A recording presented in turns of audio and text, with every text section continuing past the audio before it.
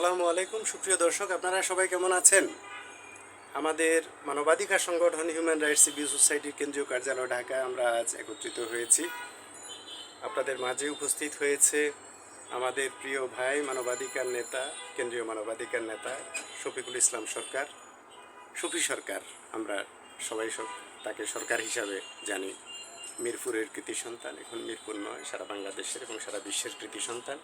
কারণ অনেক বছর তিনি মানবাধিকারে কাজ করে চলছেন। কখনো আমাদের মধ্যে দুই কথা হয়নি, আলহামদুলিল্লাহ। ভ্রাতৃত্বের বন্ধনে পরস্পরকে আমরা সম্মান দিয়ে এসেছি, ভালোবাসা দিয়ে এসেছি। আজও আমাদের সম্পর্ক বিদ্যমান। এরই মাঝে আমাদের শফি সরকার সাহেব অসুস্থ ছিলেন, কয়েকবারই গুরুতর অসুস্থ হয়েছিলেন। আল্লাহর কাছে আমরা সবাই দোয়া করেছি, আমরা তার সুস্থতা এবং দীর্ঘায়ু কামনা করেছি। আল্লাহ পাক আমাদের দোয়া কবুল করেছেন, আলহামদুলিল্লাহ। তিনি এখনও আমাদের মাঝে আছেন।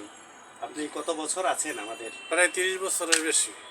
প্রায় 30 বছরেরও বেশি সময়। দেখেন যে আমাদের সম্পর্ক মানবাধিকারের সাথে, আমাদের সংগঠনের সাথে, আমাদের ব্যক্তির সাথে, সমাজের সাথে, দেশের সাথে। একটা অর্গানাইজেশনে এত বছর টিকে থাকার ইতিহাস খুব কম থাকে। তো তারপরেও আল্লাহ পাকের কাছে আমাদের লাখো কোটি শুকরিয়া জানাই যে শফি সাহেব আসতে অনেক কষ্ট হয়েছে, তারপরেও মানে সব সময় চেষ্টা করেন যে দেখা করার জন্য। তো আল্লাহ পাক কবুল করেছেন, আজকে আমরা একত্রিত হয়েছি। আমাদের জন্য দোয়া করবেন। আর আপনি আপনার অগণিত ভক্তরা আপনার কাছে, আপনারা সবাই আমার জন্য দোয়া করবেন, এটা আর কিছু না। সবাই আলহামদুলিল্লাহ, আমার জন্য দোয়া করবেন, আল্লাহ যা ভালো রাখে এটাই। আলহামদুলিল্লাহ। আপনার অনেক ভক্ত আছে যাদের উপকার করেছেন, যাদের পাশে দাঁড়িয়েছেন দীর্ঘ 30 বছর ধরে। মানবাধিকার সংগঠন হিউম্যান রাইটস রিভিউ সোসাইটির এই ব্যানারে অনেকেই জিজ্ঞেস করেন, খোঁজখবর নেন। আসলে সময়ের তো অনেক পরিবর্তন হয়েছে, আমাদের মাঝে আমরা অনেককেই হারিয়েছি।